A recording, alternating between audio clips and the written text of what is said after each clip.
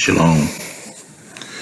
We're going to talk about repetition and how it is being deployed heavily right now. As it's not, I'm pretty sure it's not a mystery to anyone anymore that this coronavirus thing is apparently is turning into a very prominent chapter in our lives. This will not be an event to just wait for it to blow over and everything goes back to normal. No, this event is either naturally or via every possible method that these people can think up. This event is meant to change things. There will not be going back to normal after this. And they are making this very apparent to us via the repetition that they're deploying against us now on the major news networks. There are several words and phrases that I've heard repeated multiple times, many times, over the course of many days. I would say ever since this coronavirus thing gained mainstream recognition and they really started reporting on it, there are words that I have heard repeated over and over and over again. And when they do things like this, it should not be assumed that these words are being repeated because the person saying them is lost for words. So this is the only word that they could come up with. No, when these words are repeated, it is by design, it's by intention. One of the words, the first one is a phrase. And it goes like the new normal. The new normal. I've heard the new normal repeated very, very many times. So what that tells us, this is a psychological conditioning tactic. This is preparing your mind, much like tilling the soil is preparing the ground for you to plant seeds.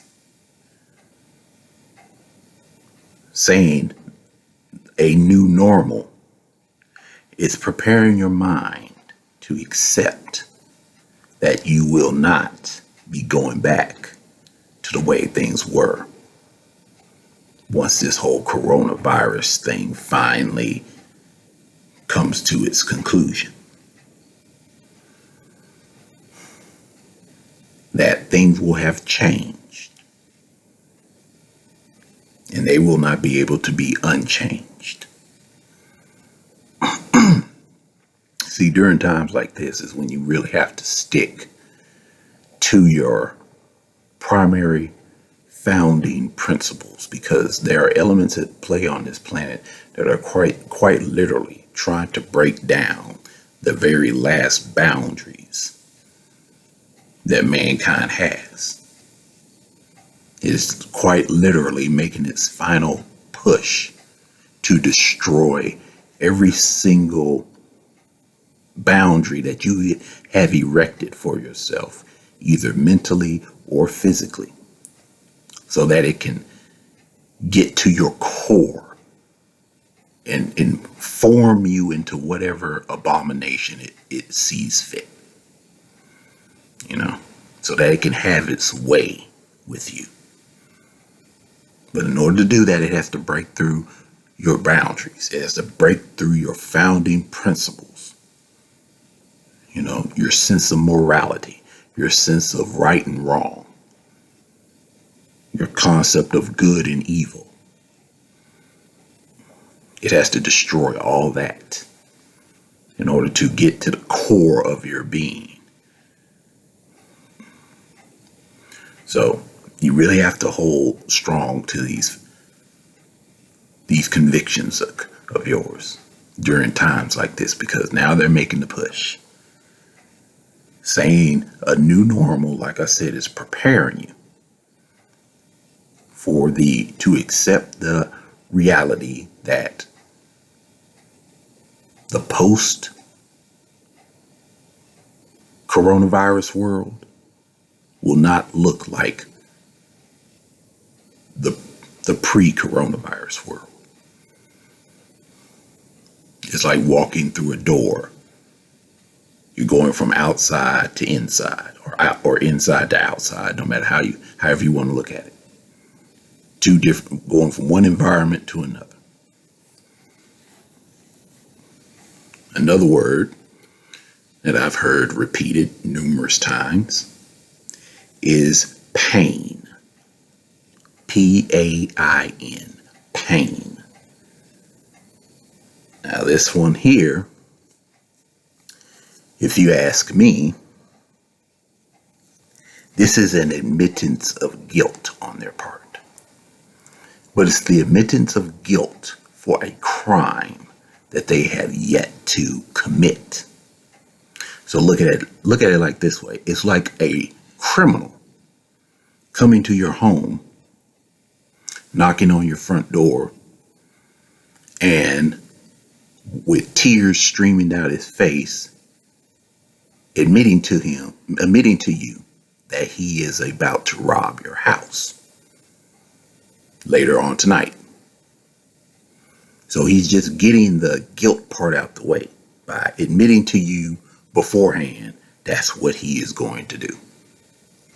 So by them saying the word pain over and over and over again, they're admitting that what they're about to do is going to harm a lot of people.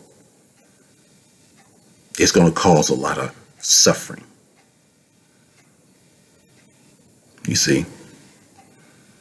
So they're getting it out the way. They're telling you it's going to be a lot of pain. It's going to be a lot of suffering. They're admitting their guilt right there when they say that. Which tells you multiple things. One, they are not unaware of what their actions cause. They are very aware of it. They know what they do to people. They're not like a child that is innocent that just so happens to step on the cat's tail, and the cat goes, screams from pain. The child didn't know what it was doing. It's just walking around. They're not like that. They are like people who are completely conscious of what they do to folk, what their plans and agendas and schemes do to people. And by them admitting that there's going to be pain, that there's going to be suffering, by them continually repeating that word, they are admitting that their crimes are not victimless, and that they have a lot of crimes in mind that they are getting ready to commit. Now, why are they committing these crimes? And what crimes are they planning on committing? I would think this primarily, considering the other narratives and the other words that they are repeating constantly, I would think this all revolves around primarily your freedoms. Things that you are free to do on a day-to-day basis that maybe you take for granted. Maybe every day you thank the Most High that you have these freedoms. Who knows? But whatever they are, these freedoms are apparently on these people's chopping blocks.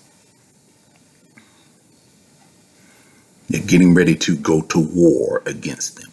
Naturally, their reasoning for going to war against them will be because of the virus. These are necessary measures that they have to take, according to them, in order to contain the virus. You see, you just have to do without for the greater good. So that should be concerning for pretty much everyone. It should be a call to arms, definitely. You know, get your gear up, get kitted up. Because they're getting ready to do the dirty. Now, when it comes to the person-to-person interaction, that there seems to be I would say that there's an agenda behind that too. As we see that, that's one of the biggest things that they hark on about is that people need to get away from each other. They need to stay away from each other. Now, some people might think that, this is just about, they just want to stop human interaction. No, this is what I think is going on with this, is that this is going to be the reason to automate everything. Full on automation. Where machines shop for you, machines deliver your groceries for you. In my area last year, a local grocery store chain, they piloted a program where driverless cars would deliver your groceries for you. You order your groceries online, somebody at the store packs up the driverless car with your groceries, then the driverless car drives it to your curbside. And then you go out, unpack your groceries, then the driverless car goes on about its business back to the store. I'm pretty sure all over the nation they were piloting similar programs. So, all this talk about and this fear towards human interaction, human to human interaction, I believe is going to be used to push the automation trend, to make people want to not have to deal with other people. And the only way that we can continue existing without person-to-person interaction is by using machines as our intermediaries. So that's what I think this is all about. Because when you hear these stories about the virus can stay alive on containers, it can stay alive on packages and stuff for days, that's going to make people more wary about sending something through the mail that they know is going to be touched by other human beings who might be sick. They might be sneezing and coughing. They might cough on a whole bag full of letters and packages that have to later be mailed out to somebody, to people. So the idea of automating everything, letting everything be run by AI,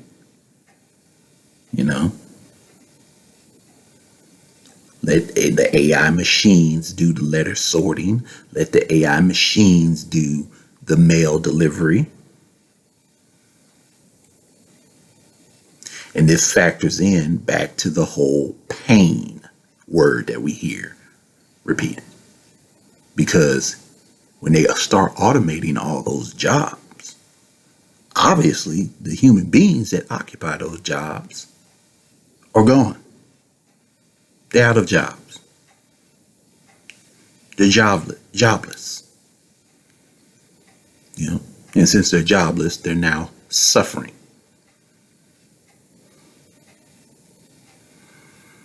So that right there is one of the crimes that they are going to commit. They're going to put millions of people out of work as they push through their rapid automation of the country, their rapid implementation of AI. It's going to put millions of people out of work. Millions of people are going to suffer because of that. But it's all going to be done for our own good because coronavirus, you know, considering the stressors that people are probably going to be underneath during this time, during this manufactured time of transition, if you will. I was thinking about certain substances and supplements that might actually be of benefit to people. And I remembered the concept of supplements called adaptogens. And these are basically supplements derived from plants, of course. A lot of them are rooted in ancient practices and stuff. I mean, they've been around for a long time. Were used for the very stated term, you know, to help people adapt to situations, stressful situations, both physical and mental. So I would think substances like that, supplements like that would be of help for people during this time. Ones I like are rhodiola, I believe it's pronounced. I've used that many times in the past. Works pretty good. Another one is ashwagandha. That works it works pretty good too, but I kind of find that it's a bit more stimulating than rhodiola is. So kind of like an apples and oranges thing, but they're both stated to be used for adapting to stressful situations, which no doubtedly we're headed for. I still think that it is all part of the Most High's plan. But like I said, in scripture, we see multiple times where the grand plans of the kings of the earth for a certain period of time will be in alignment with the Most High's plan. And then it gets to this point where it's kind of like a fork in the road, where the path starts to split in two separate directions. One direction is the path that continues going the way that the kings of the earth want things to go. The other path is the Most High's plan. It's his path. So we can say that this is all man's doing, which I do believe. I do believe the virus and everything is totally manufactured and it was deployed, you know, to create this problem reaction solution scenario, Hegelian dialecte, you know. That's basically what we're in right now. We're in the spin cycle of it all right now. We're in the reaction point, you know. I do believe that, but that's their plan. And for the moment, it appears to be in alignment with the Most High's plan.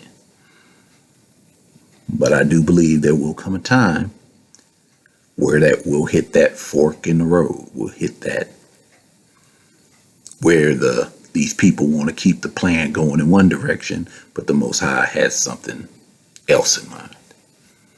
And I do believe that's when literally all hell will break loose. beyond anything anybody can comprehend right now. You know, you ain't seen it. All this talk about people fighting over toilet paper and everything. We'll look back on times like this and just laugh, you know, because the times we'll be in at that time will be no laughing matter. Shalom.